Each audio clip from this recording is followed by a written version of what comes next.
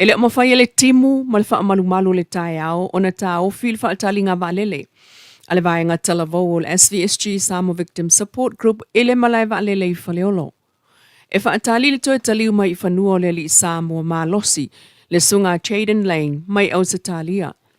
Le sunga Chaden e mana tua pea le toa tele I lana whaate I te I le ana whaatino le taulanga ia pia I le masino Union le tausanga nei.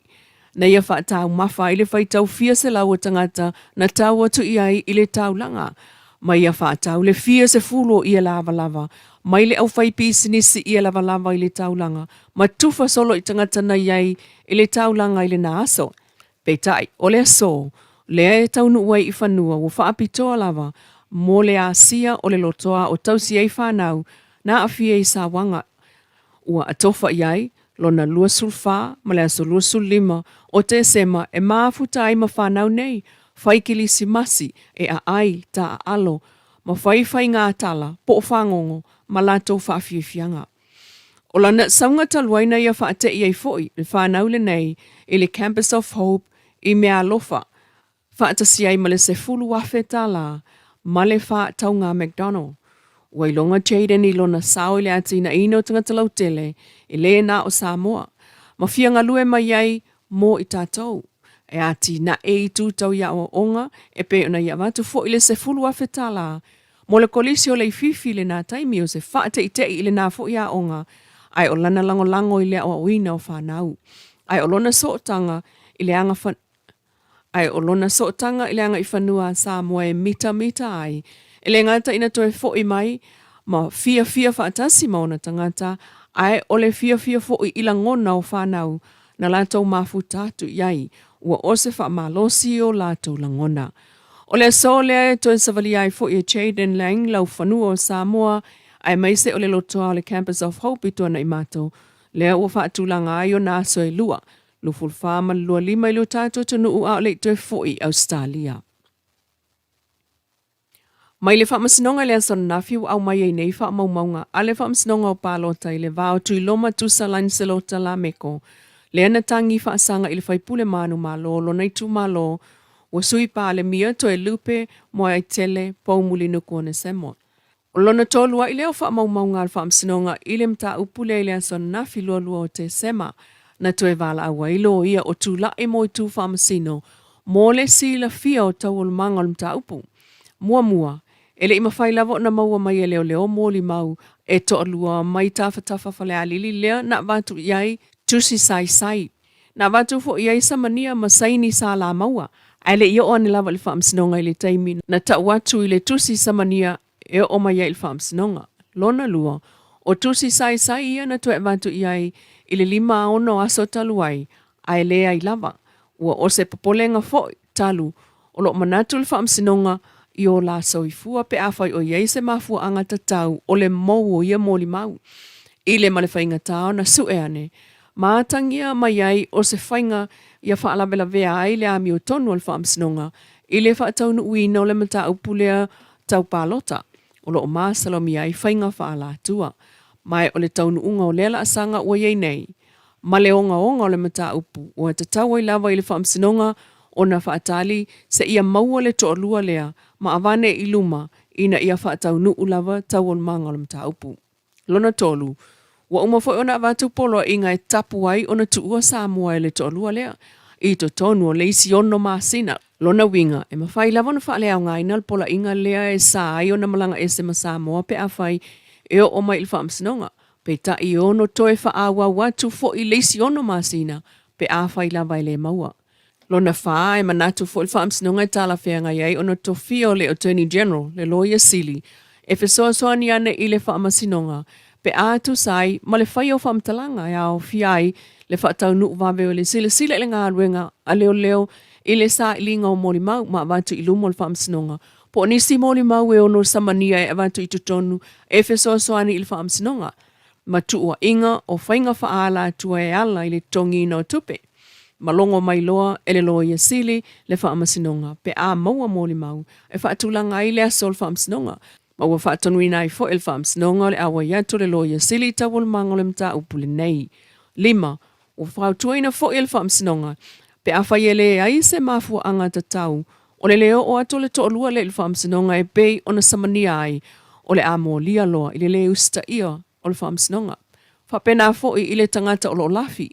Pe fe soani fo'i ma whautua i le to'olua le awana i o ane le whaamsinonga. E ono whaamao nia umalava i le leo sita ia o le whaamsinonga.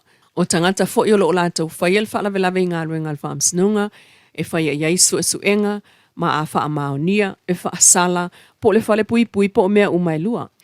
O lātou whaatuai ngā ruenga le whaamsinonga, ma e le taliaina le whaalavelave o tau onu manga e pei o na tūlai mai. Lona ono. O le tula fono fo ngā pālota wanga waa ai le whaai unga le whaamsinonga. E toe tolo pōle mta upulea. Se ia maua mai mo li mau ia ma au mai ilu mo le whaamsinonga. Ma toe wala au wailoa. I le aso se fulu wivo ia anuali lu olu ono. Vanga na ai wa vave maua mai le to olua lea. Po onisi mo li mau samania. O le la sanga le na. Lea ua o iai lea mta upu iluma o le whaamsinsili Chief Justice Perese ma Justice Clark. Tala tuliloa mai le whaamsinonga. Ua toe tālo sanga le tamatai whaipule a au tima le avai o le sa a vea malo ia a le tama ua maliu ia mo nanu whanolua muli whanua. I le presidente o whaamsinonga o whanua maswafa le sa te le rapi va ai. O le solima o le masino te se malu olua lima lena toe tusi tuai tuma i tai sa alo ia e au i le presidente. Pe a whaolo no finangalo, pe mawhai o na toe whaapawhala lana polo inga na whai. I le asolua sulfao se te malua olua lima. O le polo inga le whaamsinonga, ina ia tūla i ese mo nanu malona au ainga mai le whanua whunga le fue whai lo o muli whanua, e pūlea e le swafa tai malelangi. Peita il polo inga le pristene o le asolua whao se te malua olua lima, o lo o solo ia ma whaalea o ngā inai. Le polo inga le pristene i lumatu, ia pūlea i le tufunga a tila, o le aso sulvalua me lua olua o. I wha maunga lava ma polo ia i loa. Ma polo ia i loa le sa te le rapi mo nanu ma le ainga e tūla i ese, ma whaawa noa le whanua fo ngā le fue lolo o i tutonu le tolu sfuruaso. Peitai, o le aso le aso lua lua te sema lua o lua lima o lo o iai lava le ainga lea ilunga o le whanua.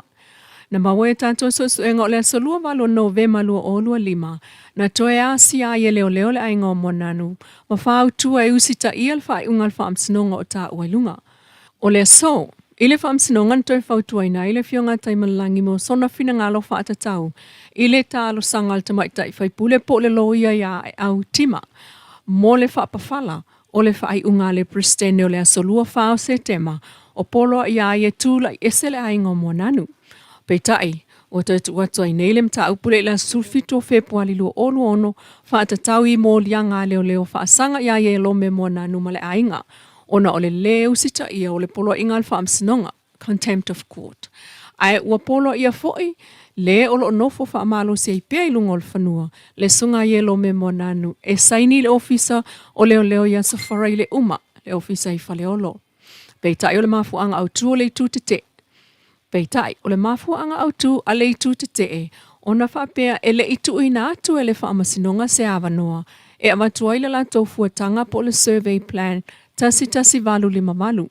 Ai o le nafuatanga, ua mai a ona whaale au ngā ina ma te ena ele whai unga le whaamsinonga, la si tasi o valu fitu iwa, pi tolu pi iwa, o le aso lua iwa o se te malua o tasi fitu, ona ele I lesi talaina ele MNRE, ele I whaamao nia fo I whaale tu la fono mai le mawhai, ona whao ngā ina le whaamsinonga. O le aso tu ina tuaile tali te ele whionga te malangi le whaamsinonga o whanua maswafa, whaatatau I le toe talia ina o le tālo sanga, a le loia o tula I mo le aingo mo nanu. E nese o talau whaapopo I nei leisi whaasu tolu tangata o le tātua tunu ua iei tomai whaapitoa I le mawalunga, le level 2 course e whaatino I business I la iti. I le whaalau iloa a le Samoa Business Hub, o anga waa lea ua whaau uma iei malato o tā uailunga, wa mana ia fo'i e le Samoa Qualifications Authority. E ono masino le polkalame lea ua whaia whaapitoa lava, ia whetaui mao ngā I ngā luengolo o whaatino, ia tā pena I fo'i o la tauta mai, mō lea ngā iluma. O I tūna ave iai lea oa onga e au fiai le fisoso ani mua, o le Customer Service Excellence, si I tio le au nanga lau tele, o le malamalama le lei I awa malosi mafuala au whaasaina, o le pūlea le lei o tupe, o le whainga o wha maunga o business, record keeping, I le tau, ma le whainga o tau ai o la fonga. Ua te tala fo i le avanua mo le isi vasenga o le level 2 certificate i business i la iti, le small business operations, mo tangata taito atasi e fsota iane le business hub, ma mo le toile lato wha malo i le vasenga wha au e to at wha se fulu ma le tolu.